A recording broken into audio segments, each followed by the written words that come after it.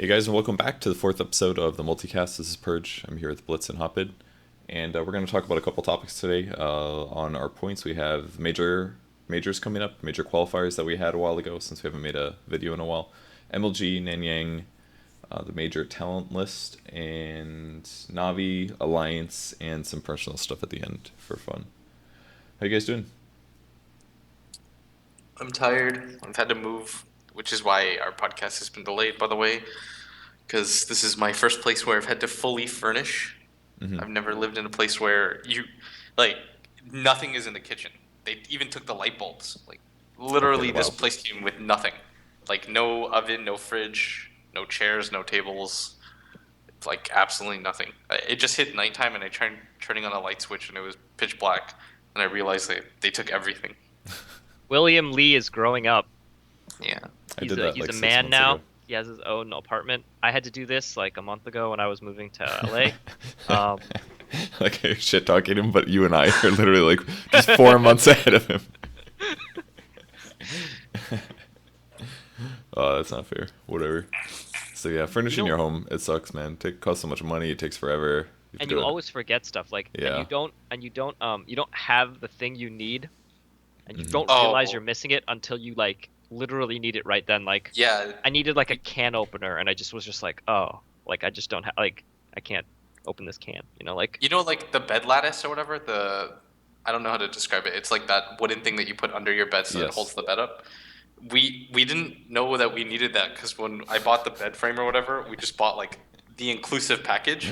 Yeah. So then we tried putting the bed on top of just like the bare bones, like the 4 metal rods, like the thin ones. Are you Yeah. And it serious? was, yeah. I mean, Cap was there too, and Cap was like, I was like, this is gonna be cool. We don't need the lattice. He's like, yeah, the manual doesn't say we need one. He says it's optional. Oh, what a guy! He helped you guys. I mean, Yeah. it's So it's, then we put it onto the 4 metal wire, and it just instantly breaks. breaks. Yeah, the 4 metal like things, the rods break, and then the bed like collapses. Like you have to buy a new lattice thing. No, well, we just had to go and buy a lattice in general, and then everything was okay. Okay, but you didn't like break the metal bars in half or anything. Well, apparently those 4 metal support beams are rendered useless by having the lattice. It's Let me like a just say combo that thing. You Honestly, transition I have into both. adulthood when you no longer sleep on the ground. So Yeah. that's how I felt. I was like, I had a bed, and I just didn't put it together for like 3 weeks, because I'm just lazy. And that's exactly what happened to Chobra too. He like had a bed and he ordered it and he just like left it there for like 2 weeks. And then when I finally arrived, he's like, "Hey, you just in time to open the bed to put the bed together." Like, oh my god! And then he's like, he's putting the bed together, and I stopped and played the Interstellar music as he was like trying to align it. It's pretty good. Well, I'm glad that you have a bed now, man. That's pretty good. Just don't let like the wooden slats or whatever get out of place, because sometimes there'll be like hollow spots in your bed and you'll fall through. I've had that happen as well. What? How frequently does that happen? Where? I'm just saying that sometimes your bed moves a little bit, and eventually it's gonna lead to maybe some metal pieces or some wooden pieces under your bed shifting where they shouldn't be. Okay. That's all. I'm just letting you know it's gonna happen to you. You're gonna sit on the corner of your bed and you're gonna like fall in. That's all. Okay. So that's buying houses. What about stuff? All right. What happened longest ago? On our list, it looks like it's the major Hold on. I got a qualifiers. question for Blitz though. Go ahead. How many plates and utensils did you buy? A lot. for your kitchen? Like how many? Because you have 2 people, right? So how many Yeah. did you buy? We bought 3 sets of each. Holy said that- shit. Yeah, we bought a lot.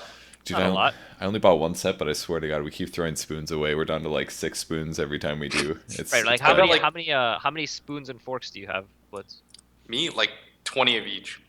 Okay, all right, that's a little overkill, right? No, I think that's fine. You're gonna honestly No, throw you're silver gonna lose away them. accidentally. Yeah, you lose them. Okay, I have 1 fork.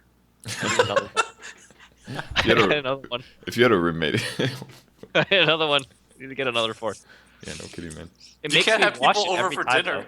Huh? You can't have people over for dinner. I have a You box can. of plastic forks. You just have to share You forks. you share forks. Share fork. Sorry. I have a nice setup though. Like I have another desk with like computer and a monitor. Yeah, all of that is rendered useless when you have a girl over and Exactly. she asks you for a fork and you have I'll to be split like- one. You can use the fork. I'll be like super. What's it called? super like generous. Like you can Yeah. use the fork. I'll eat with my hands. She looks That, down. I'm that guy. You like look down at your plate and then you just hand it over to her. Like, here you go. I like one plate. Yeah. You can have the good plate. Just IX mic it and eat it with your hands. Yeah, I'll just eat it with my hands. It's fine. And as long as you tell the IX Mike story at the same time, then it'll make it a lot better. So you won't be the only one. Okay, major qualifiers. That was the longest to go, I think. That was, God, I don't even know. At least, it feels like a month ago.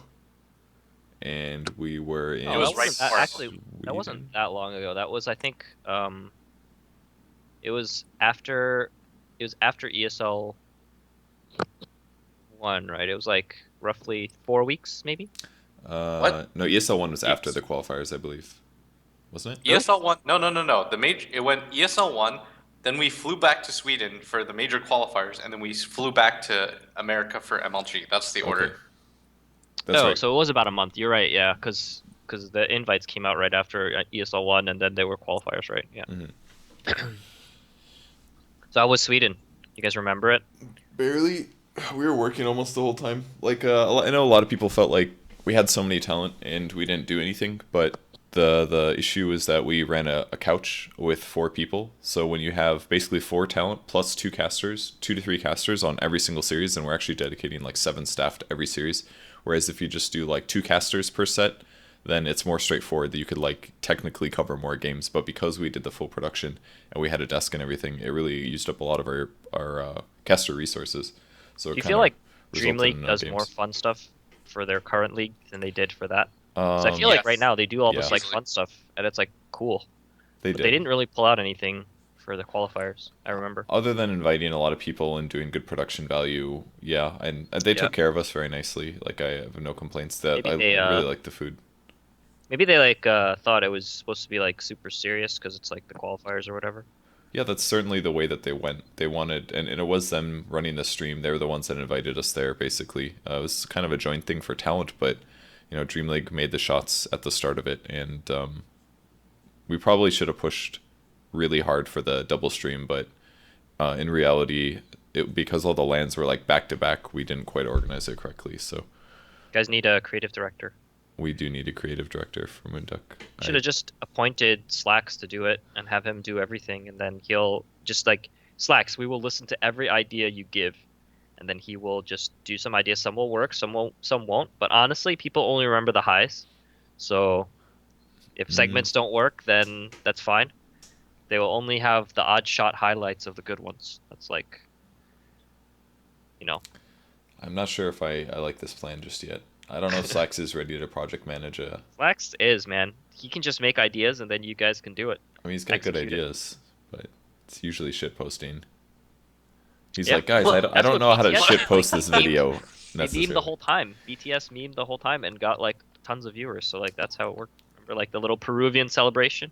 With the flag and like the Peruvian music and stuff. God, I didn't even see that. I just... It's fucking amazing. I feel like there's this like range you have to go towards when casting. You either go like completely shitpost, unserious, or you go pretty serious. Because if there's anywhere in between, you just look half-assed. And BTS went with the full dicking around, and it's really easy to watch. It's like similar to what the TI4 hub was, maybe TI3 hub. When was that? I think it was TI4 hub. The TI4 EU hub, right? Like, everybody was, like, dicking around and, like... I linked the Peru celebration. Okay. Pretty amazing. It's only 40 seconds long. But it's going to make noise and... It's so good. Alright, I'll watch it later. I don't know, Will, do you have anything to say about that? I mean, I think that it pretty much proves, or what we already know, is that casting, first and foremost, is meant to be entertaining. Mm-hmm. And people can say that they want their information and all that jazz.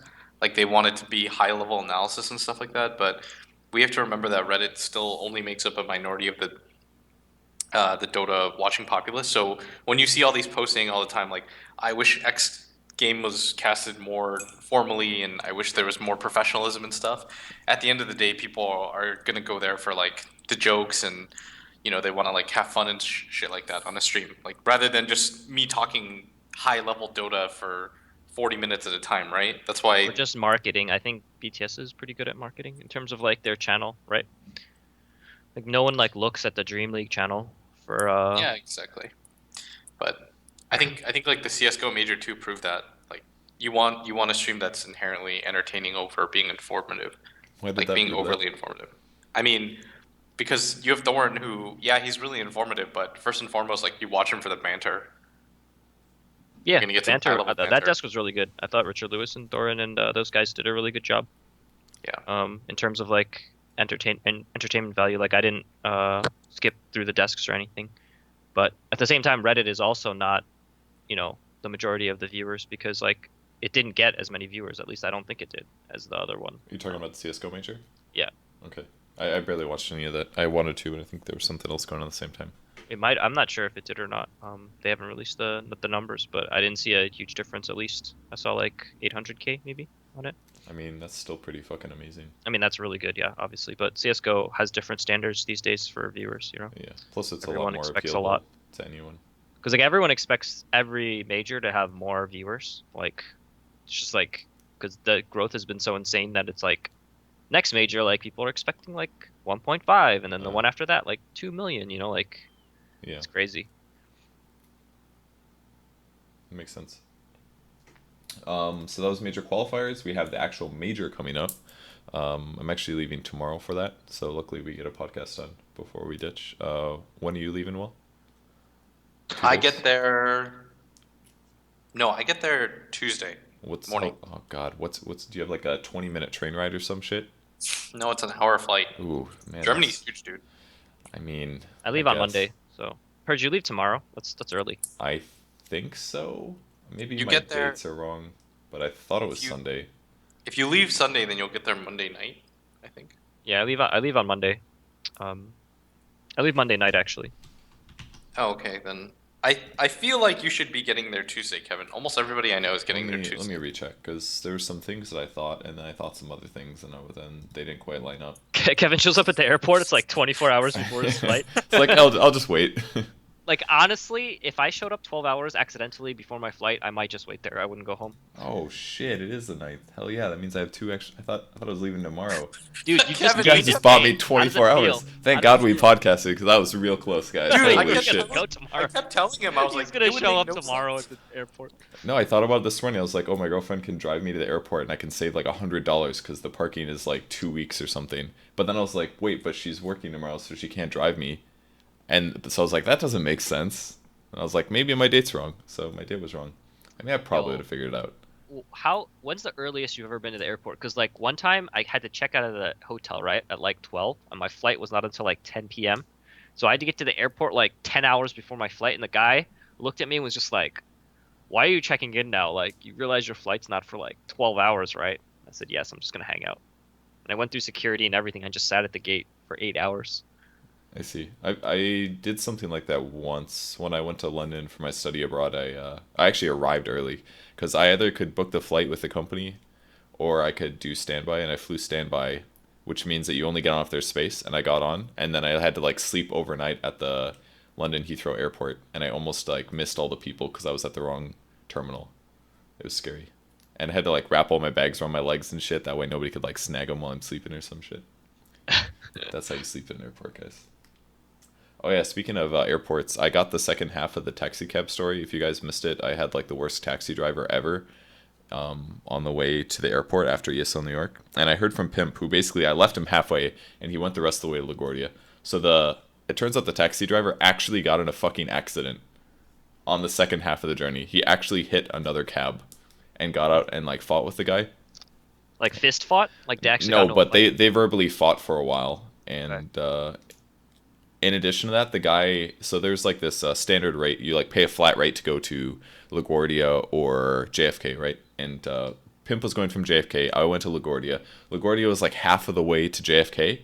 And there's a flat rate if you're in New York to go to LaGuardia or something. That way people are protected and the cab drivers are protected. But the guy wanted to charge the flat rate for Pimp's flight, or for Pimp's cab, and he wanted to charge the rate from where we were to LaGuardia. So he double charged Pimp, and at the end of it, Pimp didn't even tip him, and the guy was really fucking upset because I don't know why he thought he was a competent cab driver, but he was actually the worst cab driver I've ever had.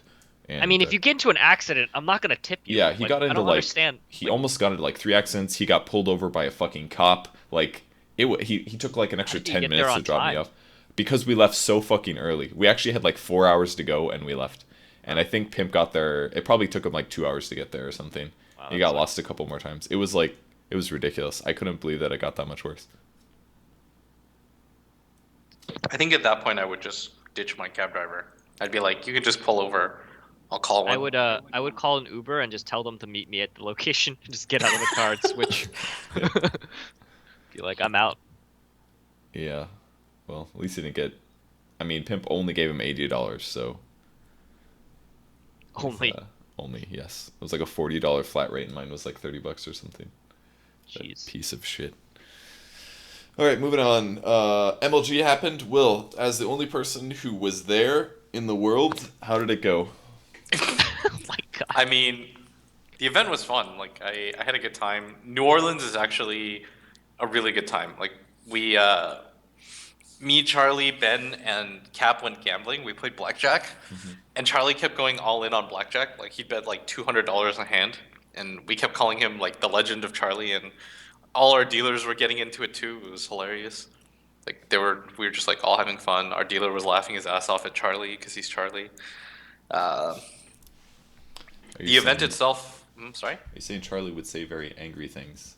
I mean, it's not even salty. No, it's been really fun. Like we're gonna go gambling in Frankfurt. Now, let me It's just like say $100. that when Charlie's not around his team, he needs to he's like totally different. Yeah. I think And people. he doesn't have to deal with the kids. Yeah, I think people think for some reason that Charlie's like really salty because of his internet persona, but when you meet him in real life, he's really fun. Yeah, Charlie's a beaten down man. When you get him away from his when he's away from that responsibility, he's becomes a different person. Yeah, but I mean, the event was pretty fun. The games were pretty cool to cast. Secret vs EG final, they're like dream final. Oh yeah, that was possibly the best that it could have gone, right? I mean, MLG Columbus is where the legend of RTZ started, and it came full circle. But all right, I have a question of what do you guys think about those two teams? Because obviously EG won TI. They came out of TI. They were still looking pretty good, but they didn't do amazing. They got what did they get at? They got knocked out of ESL first round, didn't they? Yeah. What happened? They got knocked out first round I ESL. actually thought they were gonna lose in group stage at MLG. They were losing by so much to VP in the game 3 in the group stage loser final. And then they won with some crazy vacuum into 3-person Earth Spike base defense with Sven. I see. Because they were down. I remember looking at it and I remember shutting the game off because I thought they lost. Wow. Literally I think it was there were 3 VP heroes, I think it was SF, Gyro, and Lena that were above the highest. They were all double digit net worth, 10k plus. And then EG had one hero that was 8k. And it was a Sven. And I was like, there's no way they're coming back from this. So I just shut off the stream and went and did something else, and I came back and I saw that EG won. And I was just like, what? And I had to watch the replay again. And they got they had Universe made 2 crazy Darkseer vacuums, and that's how they came back into the game. But they almost lost in groups, but they made the finals, so it's they kind of are coming back into form maybe. That's basically my question, because it seems like Secret is the best team right now. I think VG Gaming is maybe second or first as well. Do you guys think EG is going to place as high at Frankfurt as they did at TI, basically? Not saying they're going to get first, but a top 4 finish I think would be very respectable. Do you guys think they'll be able to get that, or do you think their team looks a little iffy? I think that EG, I mean, it's just a mistake to count them out or say that you think they're going to do poorly. I think a top 4 finish for them, even getting 4th or 3rd, I feel would be a disappointment with the kind of roster that they have. Yeah. I remember when I talked to their team after the event, it seemed like they were just kind of adjusting still to having to swap around heroes and roles and all that jazz. Fear is obviously one of the most talented players in NA, if not the best ever, but he still needs a little bit of time to adjust. Trying to figure out how to play Artur and Sumail on the same team, it's going to take some time, but I mean, I think their team is supremely talented. They've got a captain that got 3rd at a TI and then took them and won the next one, right? So you obviously believe they made the right choice, right? For kicking AUI? Yeah.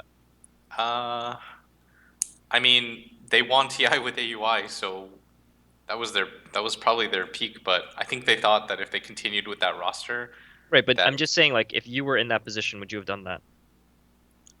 If you were PPD and making if decisions PPD about thinks the it was as roster. big of a deal as it was, then yeah, I mean, I think it's fine. Like even if you fall I guess after you that can't point, really say because you don't know like what it Yeah. was like communication wise. I mean, like there was a lot of hype around DC, and they're starting to do better lately, but I don't think they're not like they haven't done anything super great or anything, right? They've qualified for lands, but it's mostly been like Hey, dude. they got in twice because of visas, They right? qualified for the summit last night, Oh, they did. That's right.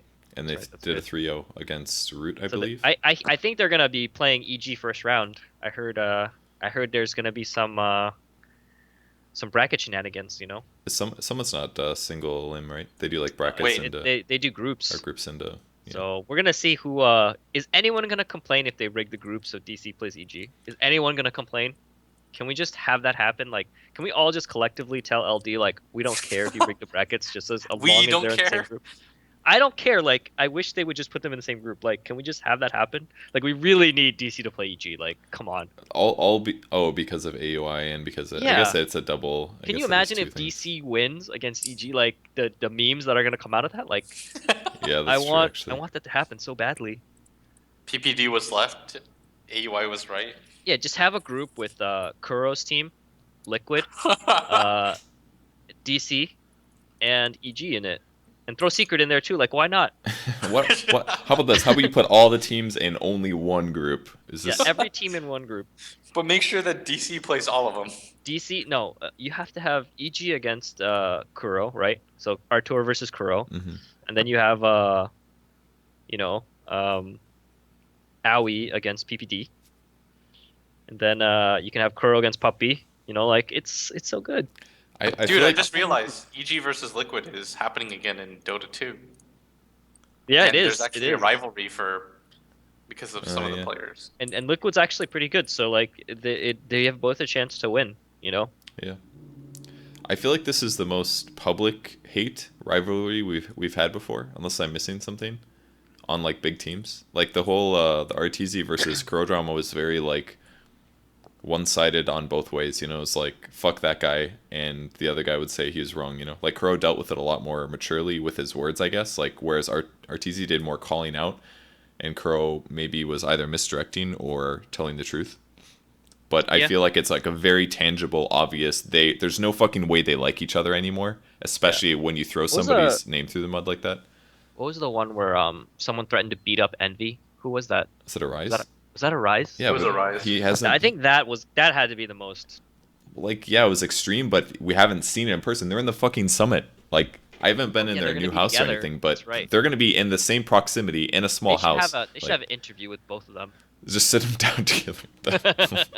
Like, let's I talk could about our do that. issues. I wish I'll come back. I'll do an interview Just for return that. Just for that. If they let me interview both of them at once, I'll totally do it. That would be But pretty good. they're not gonna agree to that. I mean, like, Yeah, there's no fucking way. there's no way. I mean, I think EG would probably just nix. They wouldn't even let him do it. They'd be like, no way. Yeah, there's no way that would turn out well. And at this point, I don't know. Both of them. It's either gonna be they're both fucking over it at this point because there's no point like retelling their sides or hashing it out. You Oh, know? dude, they never forget that shit. They're definitely gonna want to win real bad against each other if they play. Oh no, I'm not saying about the winning. I'm saying if you sit them down for a fucking interview and you're like, let's talk about our issues. There's nothing more to say, you know. So Yeah, I feel like the interview would either be boring or it would get shit would hit the fan. I mean, now that EG's not doing that great, they're or not doing as bad. Like, remember they were just like losing every time, and now they made the finals of that tournament. So it's like, okay, they made the finals MLG, so you know people can be like they're coming back. Yeah, that's a good point. Are they on the same role still with Fear playing 4? To my knowledge, yeah. It's like I've seen so, yeah. RTZ been playing a lot of support in pubs, or at least occasionally playing support. I saw I him know- play Bane. I mean, I think he was pretty tilted and was just dicking around, honestly. Okay. Like, he was roaming around and he bought 5 null talismans. Like, I doubt that was That a makes serious... a whole lot of sense. Yeah, No, he no. wasn't trying to, like... I didn't see We that were Bane watching game, that game. I was trying to... Okay, I'll just say this right now. I was trying to stream snipe him. He's definitely just messing around. Just free MMR. And I always try to stream snipe him whenever he you might has want to these clarify that you're not stream sniping to cheat. You're stream sniping to be in the same game as him. Oh yeah. Huge difference. Nobody. Look, that should go without saying though. Like, but people, nobody, No, I'm it's just not saying. go without saying. Like people. Does it not? Well, Okay. and the way you prefaced it, you said, "All right, well, I'll just say it." You know, like as if you're about to say something bad. Oh, no. You know. So were you watching his stream? Were you in the I chat? see his stream. I load when he queues so I can get the best possible game. But okay. also when sometimes RTZ hits moods where he's just like super fucking throwy, and he doesn't care about MMR. Like, yeah, I'm gonna take those okay, points. So you want the points. Okay, I see what you mean. Yeah. So you're not actually like. I mean, one time he fucking played Sand King in level 1 mid. He just walks in and sandstorms by my tower and dies, and tells me that he's like the jellyfish man. That actually happened. So of course I'm gonna fucking queue against him. It's fucking weird. Yeah, it was like when Have you ever his met original Archie journey. So, No. Is that why you have your MMR now? Because What? you just wait until he's queuing and then you Nah, queue that's like against very infrequent. I just do it for fun. So I mean, he knows I'm in the game, and then we'll just flame each other. him? Okay. I think he's the only person I do that to. Oh, actually, Synderin sometimes. Sometimes I'll snipe Synderin on my ult, but Okay, what about Nanyang? You guys watch Nanyang? No. So the games would start at like 11 p.m. for me, and then that's about where I go to sleep. So I pretty much missed all. I tried to watch it, but it was starting at like it always started at like 10 p.m. Like Yeah. 1 a.m. It was just unfortunate. I would have liked to watch it. I watched some of the DC games one night. I stayed up to like 2 watching them, but I was like, I Dude, actually that just can't watch them. DC versus Team Liquid best of 1. I was all about that shit. I tried to stay up until 5 a.m. I couldn't. I fell asleep. But I was talking to Suns fan. I was like, Suns fan, like, I'm really pulling for you guys. I want NA to win, even Yeah. though they're against Team Liquid. Every time I watch DC, no matter how the game ends, I like message Suns fan. I'm like, hey man, sorry or congrats. sorry, he just came messaging him. Sorry. Hello, sorry, man. Hey, that brings me to something I wanted to talk about. What do you guys feel about bias in casting? Like, how do you, as a viewer, how do you feel about it? Like when you pull for a team to win, essentially. What are you referring to? Like for me, for example, like when eHome played against EG at TI, I really tried not to have bias. But at some points, like when I cast other tournaments, like I feel like I have more bias than I should. Do you know what I mean? Like X team think, is playing against Y team. It depends on like how you present it, but as long as you're straightforward with it, I think it's actually okay in certain situations. As long as both casters are not like that. Like when I watch Smash streams, it's very it's very biased, like regionally biased. And I think it's only annoying if they're not upfront about it. If they're like just clearly biased, but they're just trying to pass it off as if they're, fair. But if you're just like openly cheering for one of the teams, just like, well, don't go there, like don't do it, oh, or something like that, like so it's obvious. I think that's actually okay.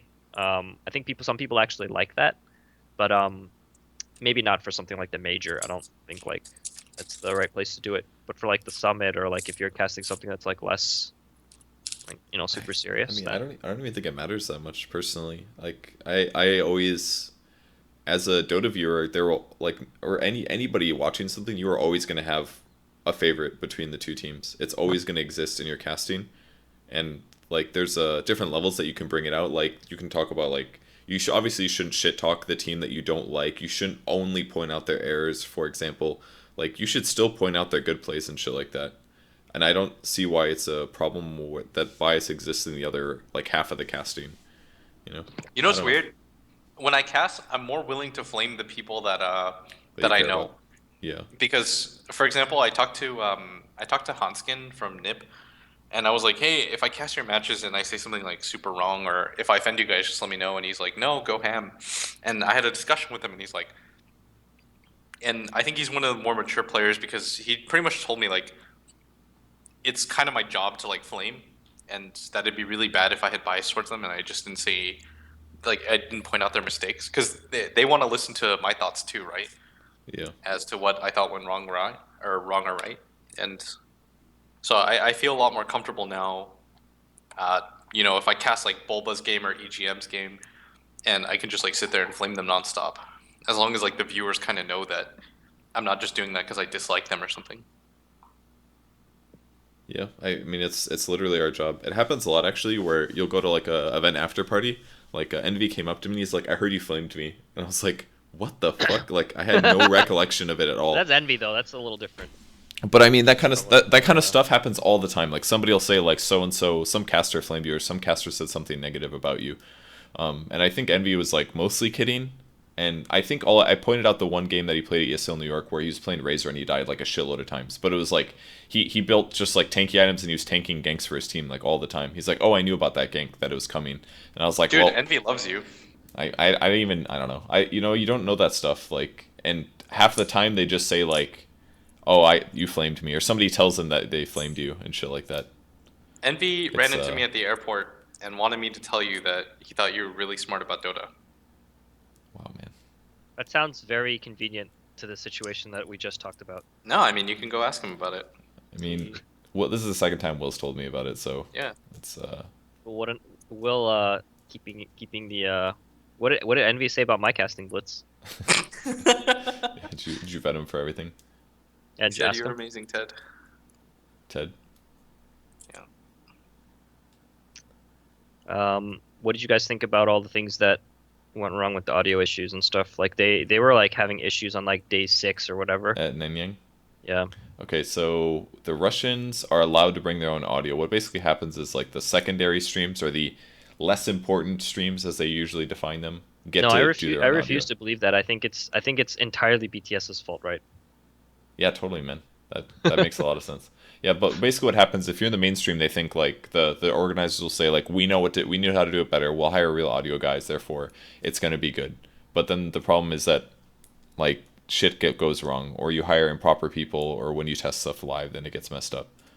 And I don't like. I basically feel like we're looking at a potential change of how things are done from a tournament organizer's perspective with studios, because as was seen by us going to do the Frankfurt Major qualifiers and from BTS at Nanyang, like the casters will get blamed for doing the production badly, for the production being bad. Like it's going to reflect on their brand easily. Yeah. So I feel like as a casting studio, Well, I mean, it was on their channel. That's the reason. and like, it was on their channel. That's a really good point. I But think it's the channel more so than anything. If it was on Nanyang, whatever, then people would not blame BTS. But I mean, I still think it's important, like for BTS basically to say like it's going to reflect on us no matter where it is. So we want to make sure that our audio setup, and if BTS has the resources to make sure that that stuff's good, maybe they'll fly an extra person out that they trust from their house, for example, that does audio for them, like Brian or something, and they'll bring half their equipment, or they'll maybe buy some audio setup that they can bring for events, like what the Russian guys were doing,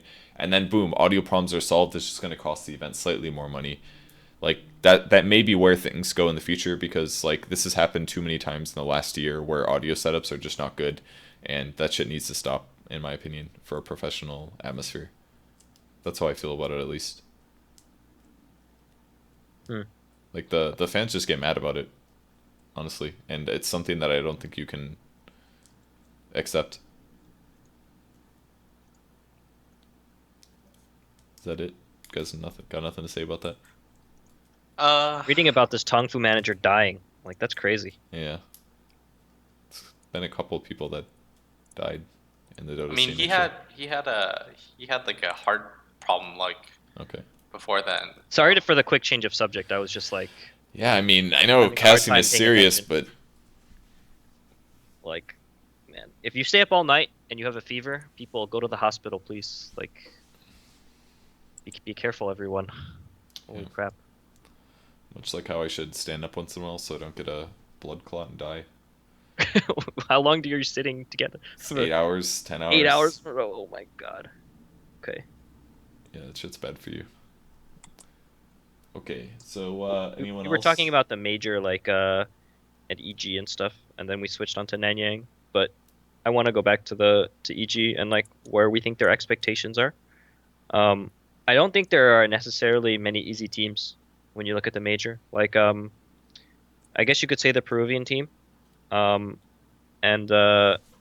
maybe like C9 or Mineski or Fnatic, right? So each group probably will have like one like relatively lesser team that EG will probably almost guaranteed to beat, but the other two people, they're not gonna be guaranteed to advance. You know, like they're gonna have a tough match in every group, no matter what group they're in. Yeah, pretty much all those teams are good. Like all those teams can beat them.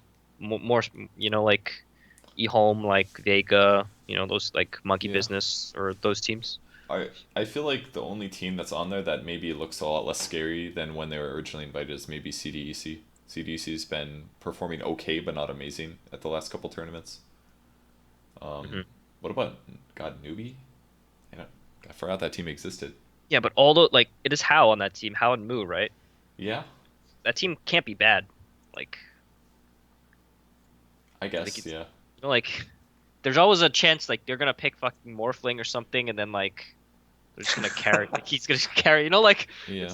there's always like chance of that happening, or like they pick Anti-Major, like they just have a good start. Maybe Mineski as well might underperform because they didn't do very well at Nanyang, so it's possible they could have issues there. I feel like the teams that don't have any burdens on them, the Team Unknown / Team Mineski and stuff like that, I think that they'll do better than most teams expect just because, A, there's You not a really lot think of data on them. Unknown? Um, You don't think they're gonna just show up, be kind of really happy to be there, and then like, get overwhelmed? Like, I feel like Unknown might run into that, but I don't think Mineski will as much. Like I sort of expect Mineski to do better than Unknown. I don't think me like too. Mineski's gonna get like top 10 or something, but as long as they don't finish like bottom 4, I think they would consider it a success. I mean, that's a pretty narrow win. Like, you think they're finishing 11th, 12th then? Like, that's literally. I Like, think they can do that. Yeah. Okay. So that's a good result for them. Yeah, I think that would be successful. I think Unknown. Uh, I mean, they play a style where it works in NA because their mid player is pretty equivalent to a lot of the NA mids, and Katara Hayama goes pretty ham, and their two supports are solid. But I think when they run into like the real beasts, they didn't have to run into EG at any tournament for qualifiers or anything like that, right? Like the NA scene, ever since C9 really started falling off, they haven't had the best time. So I could see Unknown just getting bottom 2. Okay, give me I would like a bold prediction from all of us. Like something that most likely will not happen, but you would want to see happen, or you think has a very outside chance. That would be awesome if it did happen. So let's go ahead. Give me a super bold prediction about the major. Super bold prediction. The first one that jumps out of me is Alliance is back, but I don't know if I believe that. Like Alliance top 4. Alliance top 4 would be like a really, really huge thing for them. I think Alliance eHome will goes get top 4. undefeated with wins. Yeah, eHome seem pretty good too. I think eHome will get top 4. eHome, Old Chicken. Yeah. You're an Old Chicken fan. Yeah, and my kind of out there, it could happen, but I don't think it's gonna happen. Is I think OG wins. Let's say that. Monkey Business. You think Miracle is gonna do it? 8,000 MMR points. That's really hard to do. So yes. Okay. Purge.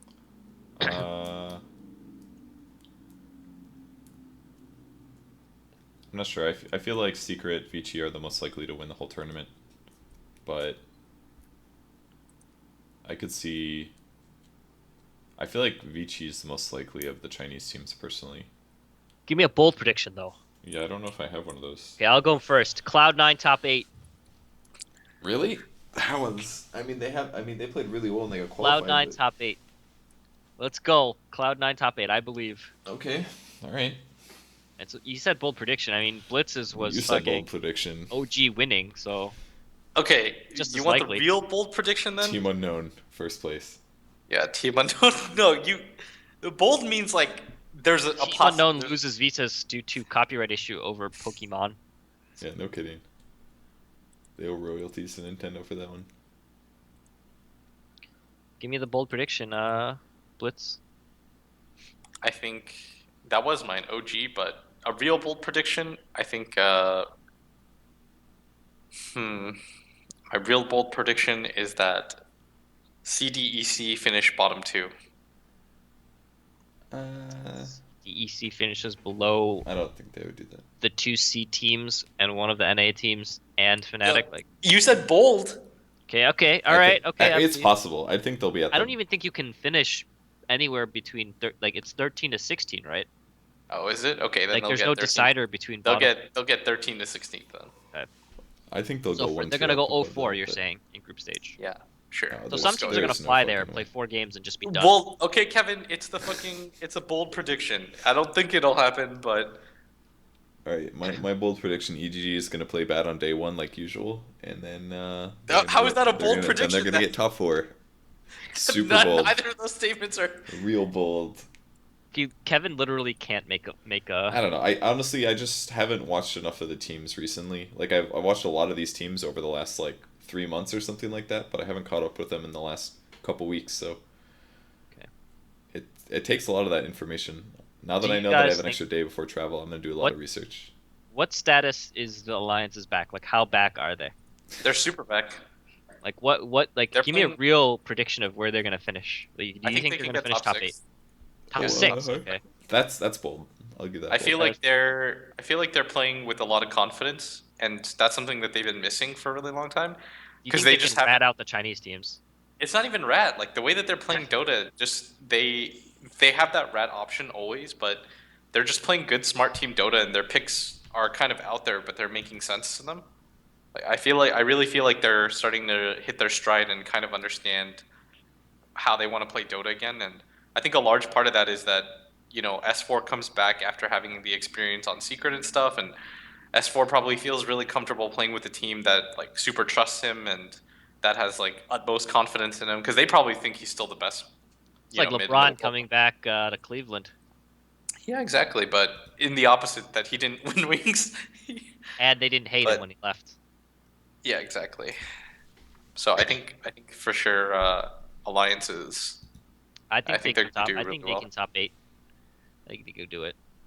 Yeah. They just gotta beat Everyone, one 8 tough, people. one tough match in their group to get top 2, and then win one best of 3. Against a it's team doable. that's likely. I mean, that's kind of the story for a lot of these teams here. I feel like there's a lot of teams that are sitting bottom 75th percentile. Like they're better than like a couple teams, but not a lot. And that if they just win one big best of 3 or something in an elimination match, then boom, you just jump. It's kind of like what Phoenix did, except they did it like 3 times in a row at TI. They were so baller. Go Yeah, go they Phoenix. just like kept beating people. I was so happy for them because March just looked ecstatic after every win. Yeah, he definitely did. All right, I think we've talked about the teams enough. Let's talk about what's really important: the talent invites. Okay. All right. So there's been some drama in the community. I think we if you go to the website now, we've adjusted it so that the graphic looks a little more accurate. So that it didn't just have host and panel, because I think like people were confused as they thought like Parent Flax and like Coddle Guy and like Nahaz were going to be on the panel all the time, which I don't think is going to be the case. We're always going to have like probably like one or at least one, most likely 2 like analysts. So it'll be like it'll have extra, like it won't be like Pierre's not going to even be on the panel very much, like he's going to be kind of like a roaming interviewer. So people were a little upset about that, but I think the panel will always have good experts on it. In Syndrin. Yeah, and Cinderin, right? Nice, I made that joke. Okay, yeah, there was a lot of complaints about no females, basically. A lot of people getting really, what's the right word? Passionate about the discussion, about the fact that there are no females. Does anyone want a monologue here? I monologued on my Bane video, so I don't really feel the need to do it here. Okay. I think that. So if I were to make the thing, I feel like the most egregious miss by the selections were Winter. I feel like Winter adds a lot to a panel. Like maybe not necessarily even as a caster, but just as a panel member when it comes to explaining his thought process and the way that the draft goes, I think it's pretty invaluable. But when it comes to the whole discussion of we should have invited more females and stuff like that, I feel that Shiver probably makes the best case there, like undoubtedly, right? Yeah. I think that the discussion kind of becomes a little bit ridiculous when you start to name somebody, for example, like Llama Down Under, who's never worked a single LAN event, much less like major event, right? I like her casting actually quite a bit. I think that she shows a lot of promise, but you definitely need more time to kind of mold her and get her a lot better, right? Like I would prefer to see BTS or a company bring her in for something like a summit and cast a few games and gain a little bit more experience. But when I see people tweet that she should be there, or that some random person who's never worked a LAN or more than 2 events in their life to be there, it's kind of ridiculous to me. Like, Yeah. I feel like that just kind of invalidates the whole process.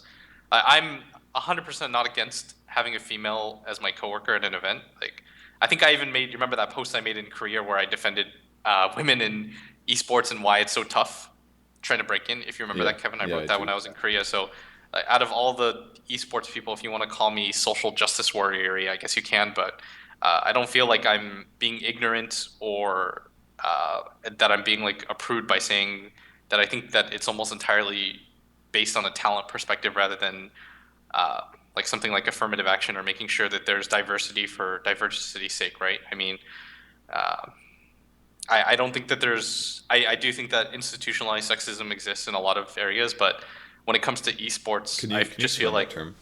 Does that mean like you're less likely to hire a female based on your own personal prejudices or something like that? yeah, I feel like when it comes to like the actual workplace, I know plenty of females that get bias against them, but when it comes to Dota, the problem is there's only like I can only think of maybe 4 active female talent in the scene. Yeah, I can't think of very many. And I mean that's a bigger problem, right? Where why aren't girls playing video games or Dota specifically? But aside from that, there's only 4 female talent that I can think of off the top of my head. There's Zoe, uh, there's Shiver, there's Llama Down Under, and there's Casey that I remember working Dota events. Like that's about it. And Casey And is like a full-time reporter, so she's yeah, not even like a so Dota. that eliminates her. Llama Down And Under, I think. I mean, if we're that's for English. I mean, like Aneska works That's for true. Yeah. Russia. And, There's a Chinese female caster, right? That actually Yeah. works And- like the main So the main I- events, right? She was at TI. Yeah, so there's like 4, and I don't know. I feel like Shiver, you can make a really good argument for, and if she was there, obviously I'd prefer it, but if she's,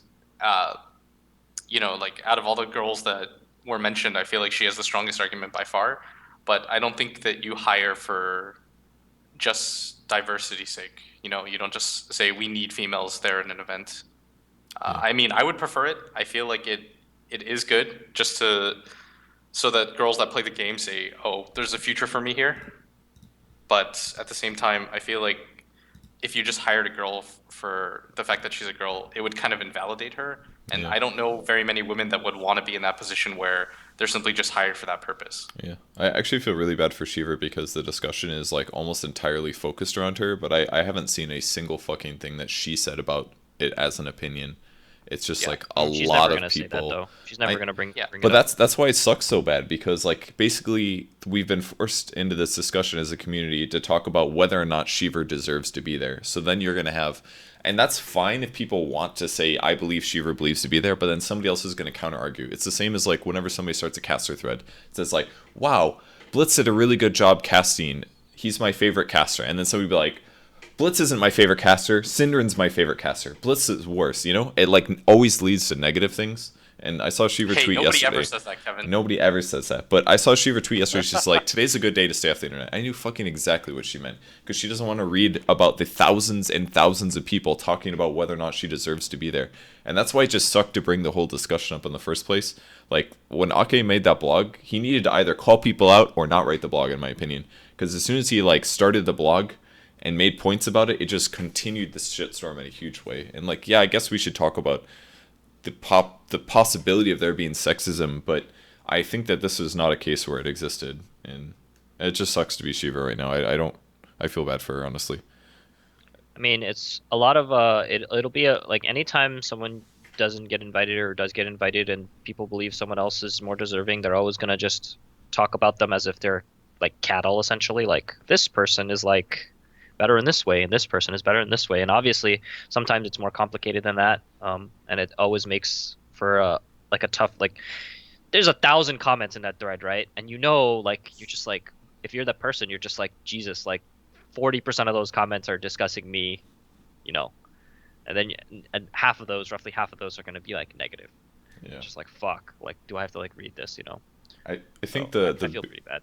I think the biggest problem in all of this is that rather than sticking to logical arguments, that people devolved into calling other people sexist. I think that that was a de-evolution of rational arguing, personally, because I think some people jumped to the conclusion. They said, some people would argue, I personally think that Shiver deserves to be there, therefore it must be sexism.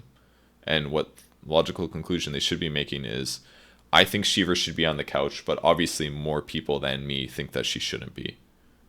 Because I think that's a much more likely reality than the reality of a person who we're all friends with, who we work with often, we're just sexist against her. I think that's not the right way to look at it, and I think it hurts the whole discussion. But I mean, you have to be on the watch for that stuff, but to actually cry that, to cry wolf and cry sexism, is like an entirely different thing. And I think there's it's all like guessing, basically, in my opinion. Yeah. I think the better discussion to have is, for example, why more females don't play video games, or Dota Definitely. in particular. Because that's gonna encourage things. Yeah, rather than just talking about, was this a sexist decision or something like that. If you guys want the numbers on that, I've written it in a couple places and talked about it before, but according to my YouTube demographics, I have a 3% female fan base. Now, obviously, those numbers are probably not perfect. They could be double, they could be triple, or something like that, but I can't imagine that they're massively standard deviation off where they are. That's like 3 out of 100 people playing Dota are female. That is why there's not very many female talent. I think it's pretty clear-cut. And other things that people have talked about that I think are completely valid is, it sucks to be a woman in a field, or it sucks to be a woman in a field where almost everybody is a man, because they're more likely to be sexist towards you and to make your experience doing that thing less fun. So that's why it sucks. If you're gonna be on camera talent, women already, whenever they're on stream, they're already just constantly focused their looks and how they act and just how hot they are. How hot they are is just always the focus, even if they're not on camera talent. And then you're trying to make it as on camera talent, that's kind of gives everyone, all those people, even more reason to focus on that stuff. So it's just, I would imagine even if it's 3 out of 100, it's not like it should be every 100 casters just 3 women. It's not going to be like that. The ratio is probably going to be even less in terms of talent wise, how many there are. Yeah, because of the shitty environment that they have to go through to get there, and how much more likely they are to quit casting because they can't deal with the flame. I mean, it's not a particularly glamorous job, no matter what people think. It is tough, and you have to. And if you look at all the casters that are casting now, they've all had a period of grinding, and I mean, casting is very top heavy, just like playing. If you're among the very, very top, it's a great life, and you're famous, and you get to do your dream job and stuff. But even just one level below that, it's rough, Yeah. So I don't think female caster. I think Lama Down Under probably has the best chance in the upcoming time period, but she's still pretty far from what people would consider experienced for a LAN event, right? And what you said about it sucking to be the level below, for the major alone, it already sucks to be Winter, Draskell, God, Sayori, and then you're still talking about all these people under them that weren't even close to making the major, whereas they were very close to being at the major. So I think it just kind of sucks. If you're not gonna make it, it's really discouraging, basically. I think that's probably enough about that, honestly. This been discussed to death. I don't. There's gonna be other threads about it. It's just Thorin got into it and some other crap. It's just constant hundreds of comments every time. It's just a big hot button issue that people will bring up every single time there's talent invites. And the thing is, you get into situations where, let's say Shiver was invited, would then this discussion not have happened at all? And I think it's probably good that it happened, the discussion, because I think it's an important discussion. I just think it's just a really rough discussion to have if you're involved in it, if you're one of the people that are in it. Yeah, I'd agree with that. All right, so go to personal topics, I guess. Sure. The Martian. I saw the movie. Will has not seen it yet, but we've all read the book, correct? Yeah. I read the book. Okay. How did you feel about the adaptation, Ken? I can't even discuss it. Well, I mean, like, first they made the Korean girl a white girl. There's a Korean girl in the book? Yeah, Mindy Park, the one that discovers him. Oh, okay. It's Yeah. I'm tired of that in Hollywood, honestly. Like in Aloha, like they Was made Aloha book too? no, but the character in Aloha, her last name's Ing, like NG, Oh, okay. and Emma Stone played her. Yeah, Like- that's a pretty good Like point. I love Emma Stone. Like I am an Emma Stone fan. Like I love her. She was great. However, despite me being happy seeing her in that movie, the movie was awful, by the way. Really? um, I kind of liked it. Like we could have could we just like stop doing that? Like I would like I understand like the Vincent Kapoor, the guy that is supposed to be Indian. They tried to hire an Indian actor, but he like couldn't. Like he had like schedule conflicts or something. So No, they got a I black read guy. it. I read it in the Reddit thread. They like Yeah, the so Andy Weir wrote That about I it. understand. Like whatever you tried, but Mindy Park, like they could find a Korean American actress. Let's just it's like a bit part, you know. She says Okay. like 2 lines. Like No, she was a main character. Oh, in the Martian, yeah. But the Yeah. the Can we replacement discuss- for Aloha, no, I don't think. I mean, they did that for. You remember the Dragon Ball movie? No, Yeah. I didn't see it. did It you was remember? all white They people. did that for It was what's it all called too? white- They did that for Avatar: The Last Airbender. Dude, The main Tokyo the Avatar, Drift. the Avatar's a white guy, like a white boy, like he's a Dude, Shaolin Fast- like monk. No. He was born Fast there. and the He's a Furious- Shaolin monk. Fast Like, and the what? Furious Tokyo Drift. The 3 main characters are, in order, white, black, and Hispanic. They got to have somebody to relate to, dude. No, I don't even mind Fast and the Furious because the guy Han, No, the Tokyo. the guy Okay, yeah, Han he's in a badass Fast and Furious, character. he's cool. You know, Yeah, like he's they cool. he's cool. They didn't emasculate him at all. He's just a Yeah. cool guy, and he just He also happens got to to be date Asian. the hot like, girl. I'm totally like I'm like on board with Fast and Furious. Like fine, like you got an Asian character, you didn't write him out. He's like, and he's not like he doesn't know kung fu. It's like it's great, you know, like that's fine. Like I can't complain about Fast and Furious. I can complain about all these other movies, but other than that part, which I feel like has to be brought up, I really like The Martian. Like I like everything about it. Like it was good. Yeah, I thought it was really good too. It was the Martian landscape part was pretty awesome. They just like had so many pretty shots of CGI. It wasn't that much CGI though. Did you know that? What did they do? Like take shots They of were like in the California desert. and then like paint it? They were something. in the desert, and they just added like a red tint with like big mountains in the background, Okay. and That's it cool. like it actually was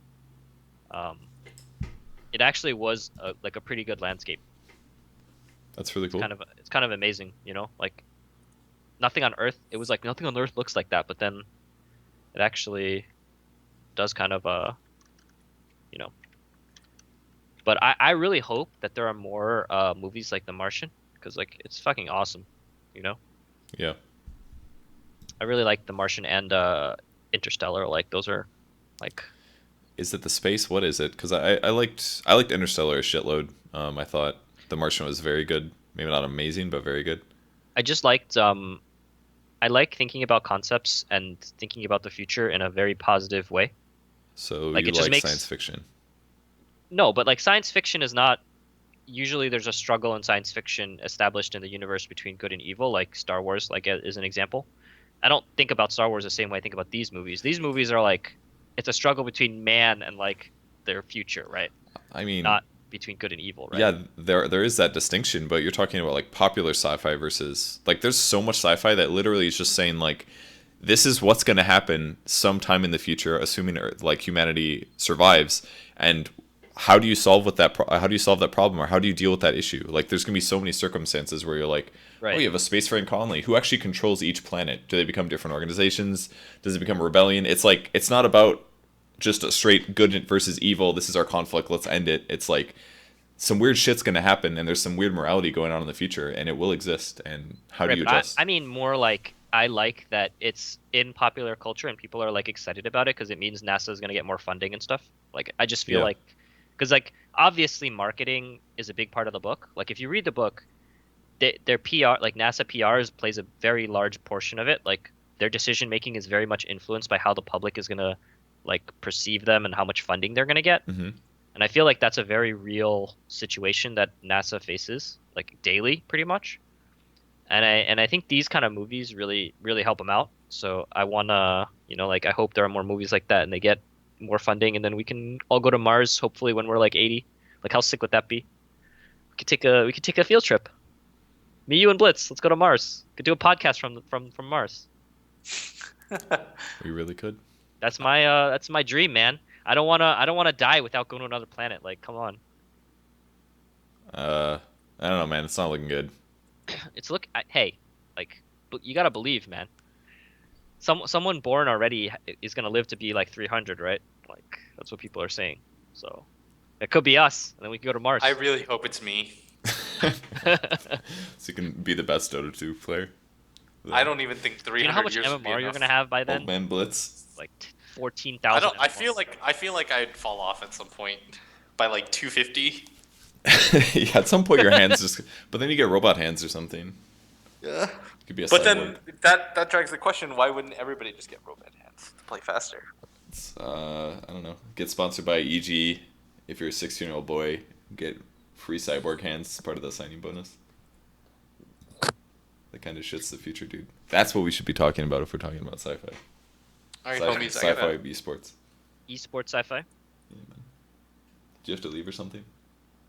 I might have to go to this Blizzard thing. How soon? I'm unsure. All right, so On a side note, I haven't watched StarCraft in like over 2 years. I think. Not even kidding.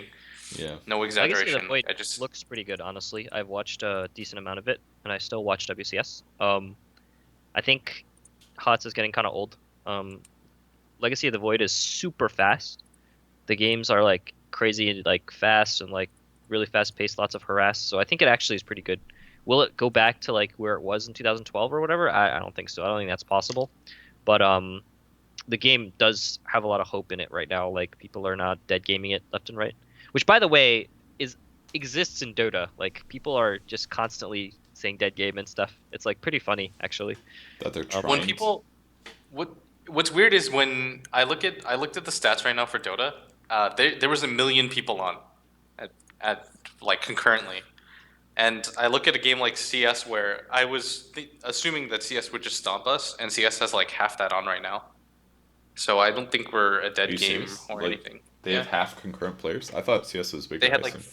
500K or something when I checked, and we had 1 mil. Okay, so it's a huge game. It's way better as a spectator sport, but there still aren't as many people that play it. Yeah, I mean Dota's still in a decent spot. I don't know why people keep doomsdaying No, us. because it's. I think the people that say dead game enjoy the reaction of people seeing them say dead game than actually believing it. They don't actually Yeah. believe it, like they say dead game. Like maybe some people that say it in StarCraft actually believe it because like the game was on the decline for a while. But no one is gonna go into StarCraft and be like dead game and say it now and like actually believe it. Like Legacy of the Void's coming out, people are like really happy with all the stuff that the changes that Blizzard is making. Like people are generally positive, Yeah. I thought. But Dota's like not even. It's not even like decline. It's like, you know what I mean? Like it's not like we just had the biggest prize pool. Like it's so people saying dead game is just funny. It's like almost ironic. Yeah. But people will get mad when they see it. So what I can't wait for is one of the big games like League, CS, Dota. Maybe not Dota since I'm like very tied to it, but like It's a dead game. like I want to see the reaction of how the communities handle contraction because that's a very big point of like because StarCraft went through that, right? And like it was not pretty, When it gets smaller, when it starts getting smaller and the community like kind of like implodes a jumps little. ship or like sees their personalities like slowly stop doing work or like switch to other games, right? Yeah. Like that just is like a terrible thing to watch. So I think like everyone that saw that in StarCraft, when they see it happen in the other games, they're gonna have the biggest like what is it, Schadenfreude ever. Yeah. They're just gonna have so much fun with it, and they're gonna be the ones spamming dead game in like the League subreddit when League is dying. They're gonna be like dead game, like just repeatedly spam it. But like I think like that really shows like how dedicated a community is to a game, how they react to the game getting less popular. Yeah. I mean, StarCraft just died because people got bored with it. I think that's really and I don't think Dota will get that boring. Plus, there's custom games now. Like at least 200,000 of that 1 million concurrents is like people playing fucking Gem TD, dude. Guaranteed. The game is so addicting.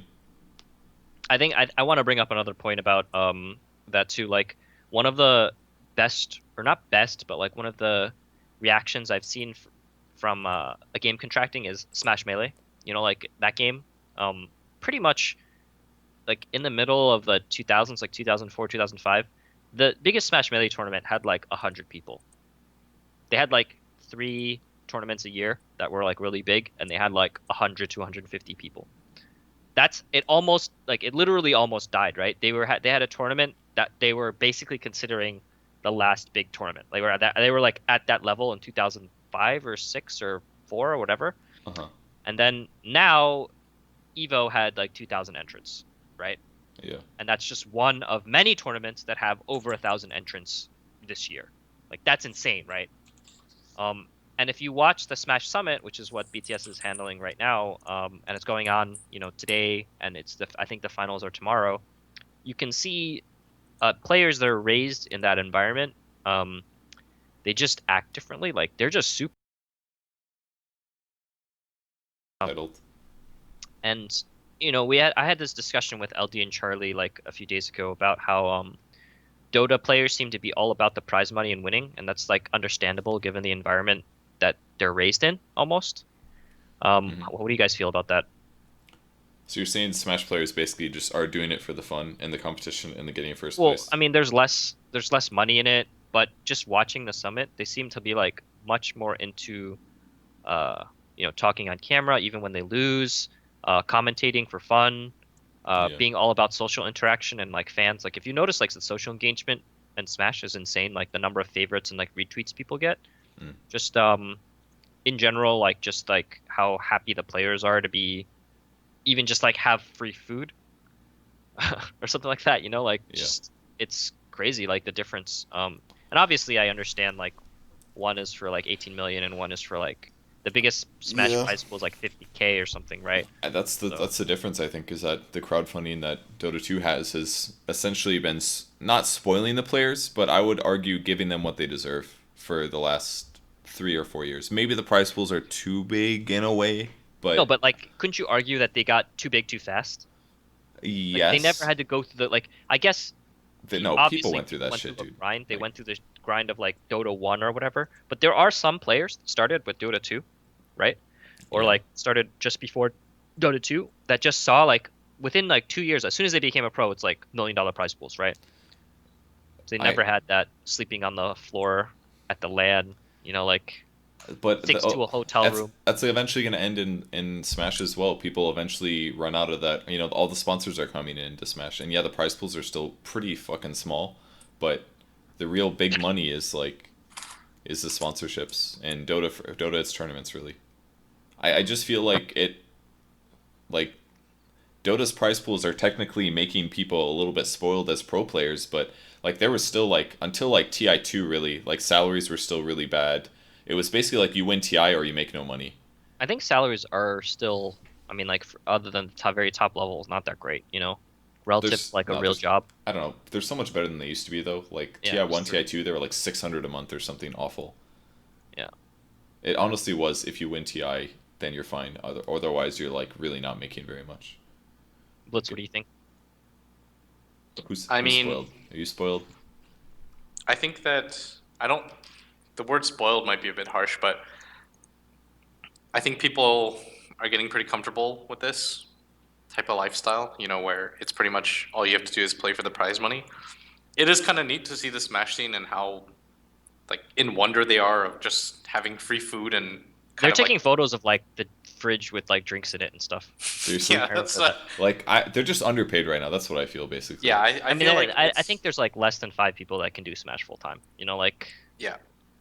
And that's like, I think it's not making millions of dollars or anything. They're making like. Yeah, I definitely think I think it's less that Dota players are super spoiled and more that when I talk to a few Smash players at MLG, I definitely get the sense that it's more Smash players are really underfunded rather than Dota players are like incredibly spoiled. Yeah. I think for games like that too, like the fighting game community is just a little bit more hype, anyways.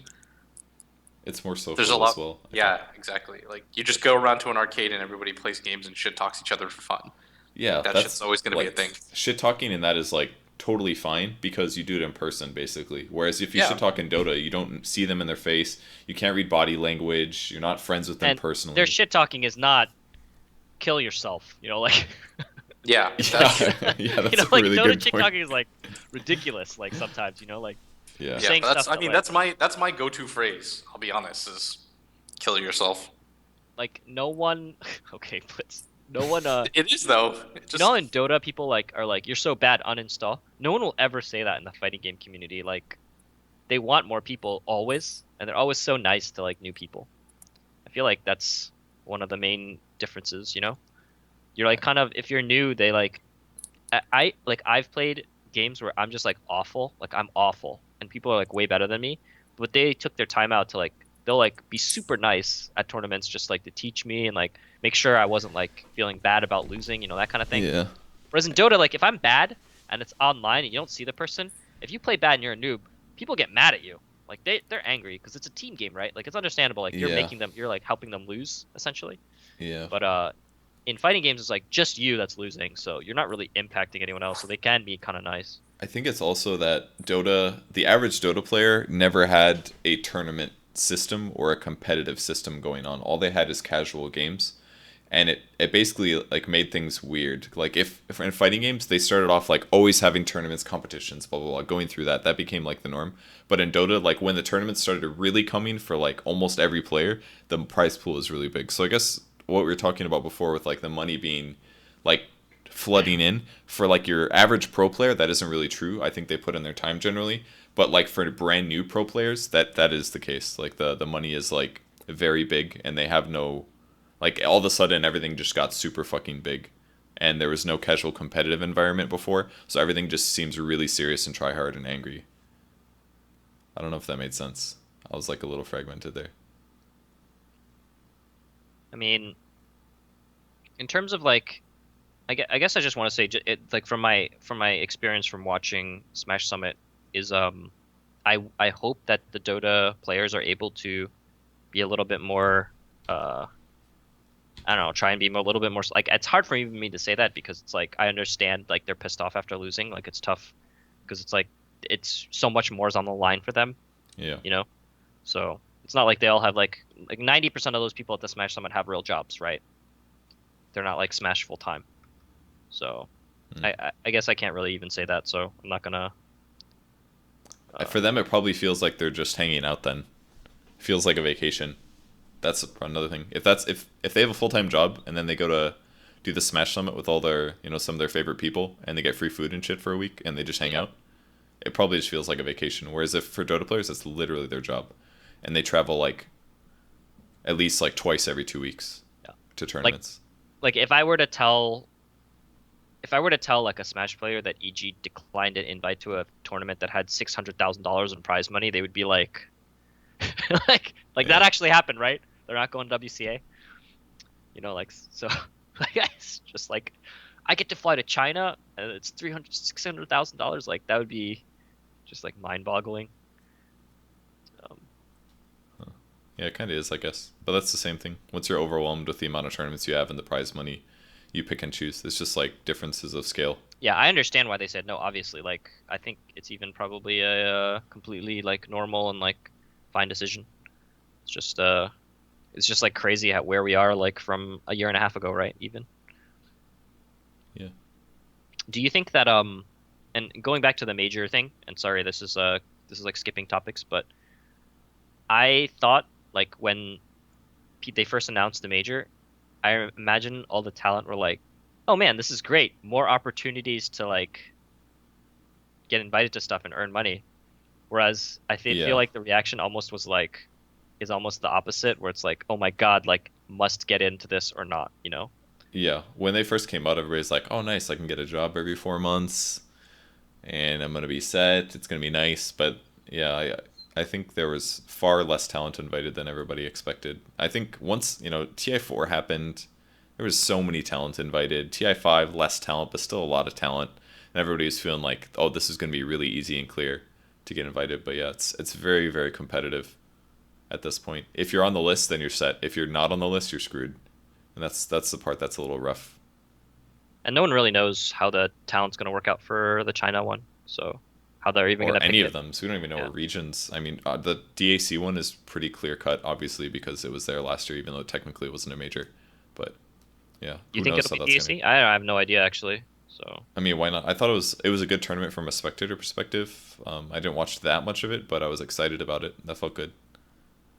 Okay. So it seemed good from me not being there. I wasn't there though, so for all I know, it was ran badly. I'm not sure.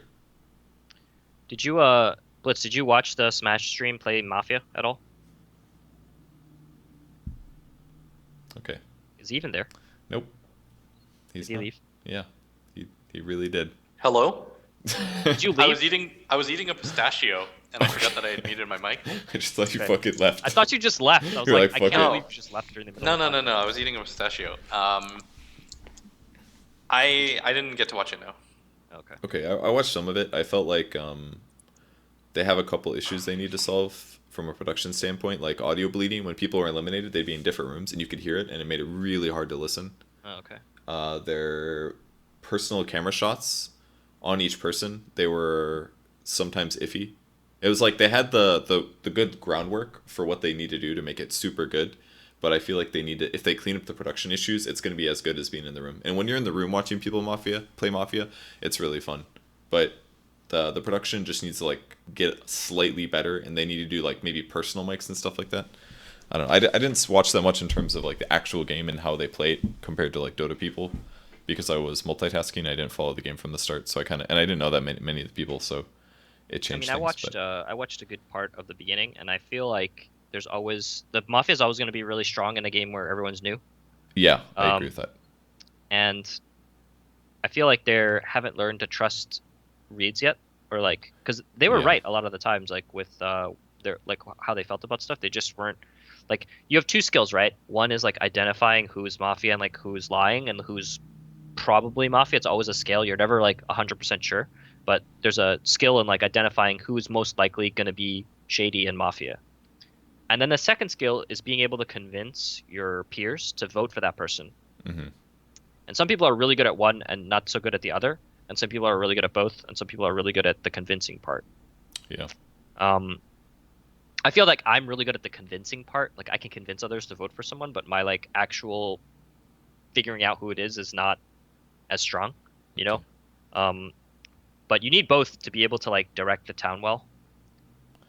But I thought it was really fun to watch people that were like very analytical about how they approached psychology and like Smash to approach Mafia the same way.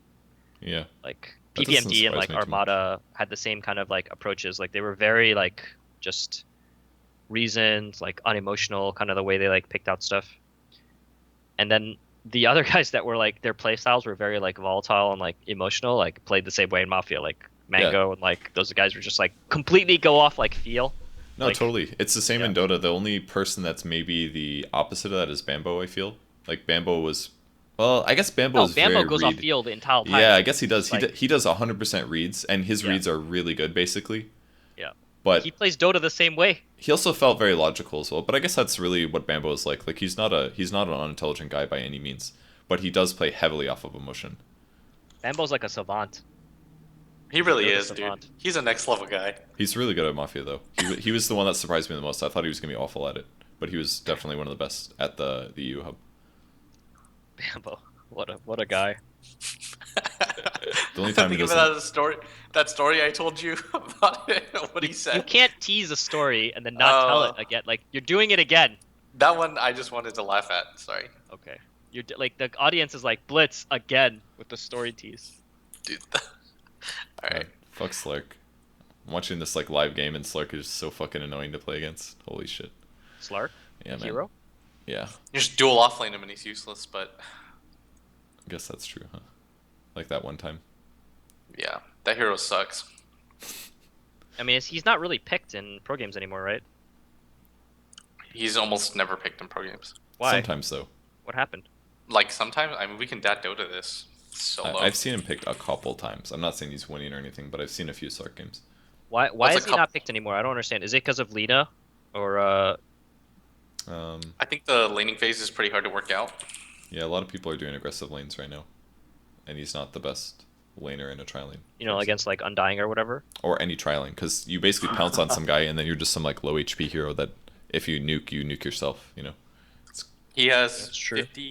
He has 51 games total In this patch. in this patch. Yeah, that's not like completely unpicked. You know, that's not a horrible sample size. I mean, considering the fact that he never gets banned, I think it's pretty bad.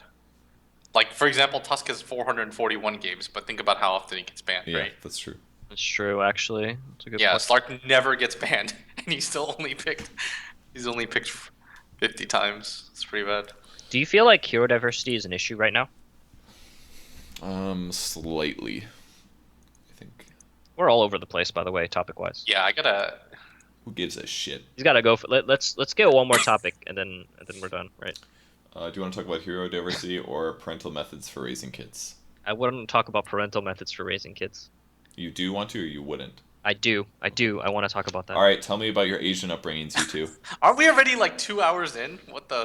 No, our Skype call's only been going for 140, and we didn't start it right when we started the Skype call, so I think we're like at an hour and 20 minutes or something. Besides, we haven't made a fucking podcast in like 3 weeks or some shit. Yeah, but Yeah, I come on, had Blitz. to. All right, Do you have to all right. leave right this moment? We don't have to talk about parental upbringing then, but if you can talk for 15 minutes more, then let's talk about this.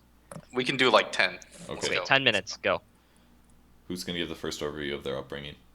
I mean, Did you have what a am I traditional kidding? Asian upbringing, Blitz? Did One of your you guys parents should like go. not let you? Were they strict? Were your I parents have.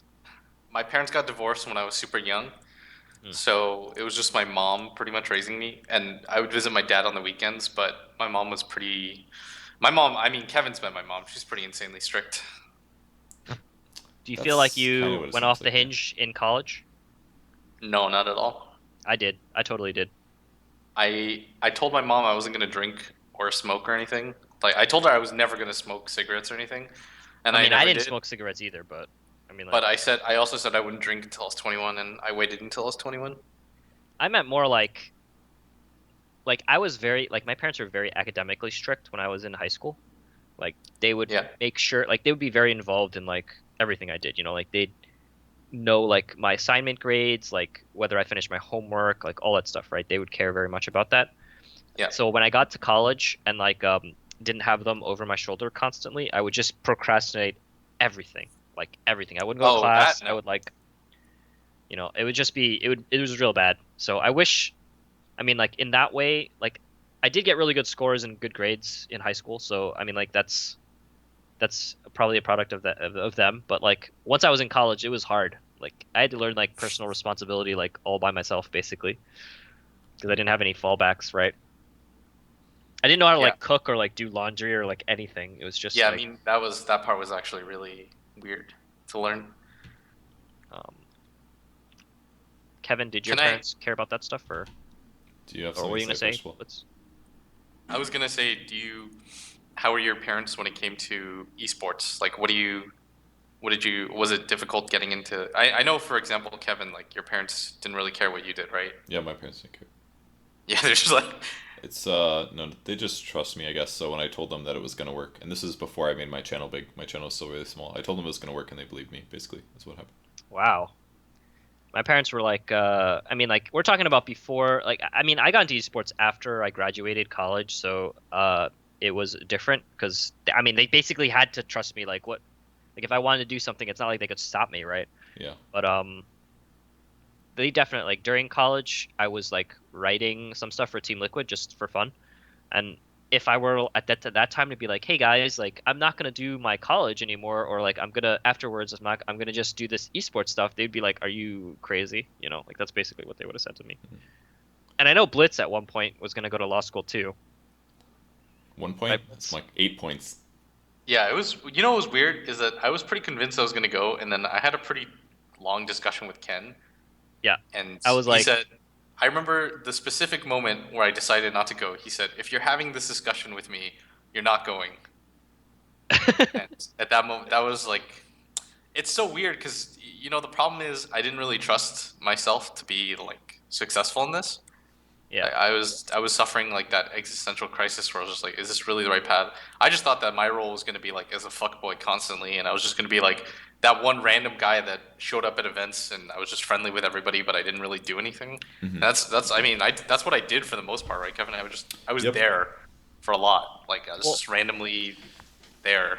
I think So if you're scared of succeeding or whether you're not sure of yourself succeeding in esports, something that you're already like very passionate and good at, um, going into a field where like law, where you want to succeed in that, where you're definitely are not super into and like not passionate about and probably wouldn't like, you have like such a small percentage chance of succeeding in that. Like you have no idea. Like if you were to go to law school, like the chances that you would be like as successful as you are in esports in law is like so just like so astronomically small, you know? yeah, I mean I feel like I've done pretty well in Yeah. esports. In the same way though, like the bottom line, like the floor is much higher, right? You're never like as long as you don't get like crazy amount of debt, you're gonna have like some relative job, right? Yeah, if Um, I mean, I was just worried that I wasn't gonna do anything here. That's yeah. honestly how I felt. Like I felt like I was just that guy that was there, and I didn't really serve any purpose. I streamed once in a while, and that was pretty much it. Like, but I got So pretty lucky. like getting back to the parenting thing, like did you feel that your parents stunted your emotional growth like with friends and stuff because with their strictness? Yes. Yeah, I think that happened to me like quite a bit actually. What Took me a while. strictness are you saying affected that? Just like they cared only about academics and they never really asked about friends or like I taught see. you how to make friends or like be Let you make friends? yeah, like not even let you. It just like it was just never like if your parents never ask you about it and never really talk about it, um, do you like you don't really treat it as an important part of like growing up. Yeah. Do you know what I mean? So like you like when so like you know like kids in high school they have like a lot of issues with friends and like self-esteem and like all that stuff, right? Yeah. And if you don't and if you're just not sure why you feel like weird or sad or like whatever all the time if you don't have friends or if you're made fun of or whatever. And if your parents just don't focus on that part of your life at all, you just don't see it as important. But I think like the social side of like growing up is like super important, right? Yeah. So, I mean like you probably had a different experience. I don't know. Did you feel like did your parents like ask you about that or like did they ever talk to you about? Um, I feel like my parents were, if I was to categorize their parenting style, it was basically like concerned but um, pleasantly hands off. Like I feel like they did the perfect balance maybe. Um, they didn't make like my requirements in life too high. They um, encouraged me along the way. They supported me financially, emotionally, everything. They were concerned about typical things. I played too many video games. I didn't go Right. outside enough. But I still played sports and stuff. I played like basketball for a couple of years in like middle school. I played baseball for a really long time. Like I feel like I got an appropriate balance of everything. I was just awkward because I was awkward, and I didn't have that many friends in middle and high school because I was just awkward. It wasn't really. I don't think it was anything having to do with my parents personally. Like I Yeah, I got mean like opportunities to hang out with friends and all that stuff. like that was definitely one thing. Like I never had to worry about money stuff. They never even talked to me about that. And it was just assumed that they were gonna just pay for college and stuff. Like I just like we never even had that conversation. They were just like, yeah, that was just gonna be a thing. So I think that's like one of the really big positives of I don't know. I think that's like pretty normal for Asian parents. Blitz, I think you probably agree, right? Uh, in what regard? did Sorry. you get In your that college paid they for? will support you like academically with financially like pretty I readily. mean, my mom didn't financially help me for college or anything. Oh, she didn't. Yeah, like Well, I'd say that's the way that probably an my exception, right? yeah, I mean the way that my mom looks at it is when it came to esports, she wasn't supportive, but the way that she looked at it was if I could figure my own shit out, like I could always do whatever I wanted as long as I was willing to just like financially support myself. Like Hmm. I mean, my But you were mom, living at home for a while, though, right? yeah, that part. I mean, Did my she get mom let mad me at you, or crash. At some point it was kind of accepted that I would kind of leave the nest, which is why part of the reason why I went to Korea. But that's like a different story all on its own. But Mhm. I mean, my mom wants me to be independent as possible, and that was she would help with my college rent and stuff, but tuition, food, all that jazz. I had to kind of take care of, and then post that life, pretty much the deal was I just never ask her for money, and if I did, then I wouldn't be able to do esports. That's pretty much the give. You ever had to ask your parents for money, Kevin? I remember when. So my esports beginnings, basically, I graduated from college. I'd been playing Dota in college and hosting games and stuff. I didn't actually do anything esports wise. And then StarCraft 2 started up, and around there is when I got my first job out of college. It was like 6 months after I graduated, 7 months after. And then while I was at that job, and bored out of my fucking mind because I really didn't like the job, I got the idea of doing my YouTube channel. So then I got fired around like May because I was inattentive at work and not the best employee, and the circumstances weren't very good for me either. So then when I got laid off, I applied to GoToGamers basically. And then in that next like basically 6 or 7 months, I was very low on cash, and I babysat and stuff to make money. And I basically got down to like you less had than. people hire a male babysitter? Yeah, Isn't that kind of rare? It was rare, and it worked because it was a single parent, and okay. he didn't have a lot of positive male. Well, he didn't have a lot of male influences. His mom was very good parent, but his dad didn't live in the area, so he basically had his grandfather, and that was about it. So she wanted a male babysitter for that reason. But yeah, it's definitely rare. So basically, I had like, I don't know, I got down to probably less than like $200, I think. I like barely edged out the money before I've got YouTube partnership in January of the next year. So I was basically like, Mom and Dad, if I might need to borrow money. I also got unemployment, that helped a lot. If I didn't have unemployment, I easily would have had to like borrow money. So, but yeah, that was and my parents paid for like my rent and my room and board at college. I paid for my tuition. They supported me with vehicles and stuff, but I always paid the gas, and they paid the insurance, I think, and cell phone and stuff. So I got a lot of good things out of them, honestly, in terms of them paying for stuff. But it was partially me, but it was like at least, I would say 50% them, maybe. Maybe not that much, but I mean, I worked a job in college too. It wasn't like I was freeloading or anything. Yeah, I mean, like I worked in college too, and I've never asked my parents for money for anything other than tuition, pretty much. But tuition obviously is very expensive, so it's like kind of like the biggest cost there is, right? So, they paid for my undergrad, which was actually free, because my dad worked at NYU, but they also paid but that's because he's good enough to get a job at NYU, right? So, that's essentially them paying for it, and they paid for about maybe half of law school. Jesus, that's so much money. Yeah, it is, but that's Asian parenting for you. One child. I guess that's true. You're their lifeblood. They want to make sure you do well. Yeah, I'm like the only shot to go to Mars. They have one rocket. No other chances. Blitz, at least they have your sister, right? Dude, Grace is definitely gonna go. Yeah, they've adopted Ben Merlini Wu also. He's the better son now. They seriously love him. He fixes all of our house stuff. I'm not even kidding. He fixed our toilet and our showers, and then he made my grandparents salmon for Thanksgiving. What a fucking suck up. I've eaten Ben Merlini Wu's salmon before. That shit's good, man. Yeah, I remember when him and AUI made us fried rice and salmon. Oh yeah. But Ben was pretty drunk, so he was wearing oven mitts the entire time he was eating. There's a Twitter photo I have of it. Dude, that tournament was a shit show. Honestly, It was so funny though. What tournament? It's Alienware Cup. That was God. Do you remember that time? The funniest thing that fucking happened that whole tournament was when the people were making bets and stuff, drinking bets, and Ben or somebody had to flash somebody. So Lumi's Lumi's fucking casting a tournament, and Ben walks in the room while Lumi's fucking working his goddamn job, and he fucking flashes or moons him, and Lumi's just I just got mooned. Me and Hotbid pretended to hump each other in front of yeah, Ben and LD, I think, when they were casting. That was the early days of BTS, basically. I don't remember that. That was not. You don't remember that? No. There's spot evidence of it because Ben stops talking in the middle of a story to tell the stream what was happening. He's are they pretending to give each other fellatio off stream? Yeah, those were the days. Yeah, dude. Those were the days when BTS was just starting and it was just a giant shit show. I remember that. Yeah, basically. That was great. Those were the days. Remember, MLG, Columbus without Dota. That was yeah. When people used to go to StarCraft events for fun. Wow, You're just all about the burns. Sarkov's doing great now. Can we good, stop? Good for it. I'm dead Oh, game. we don't want your pity. You know. You remember watching Ben shotgun a beer?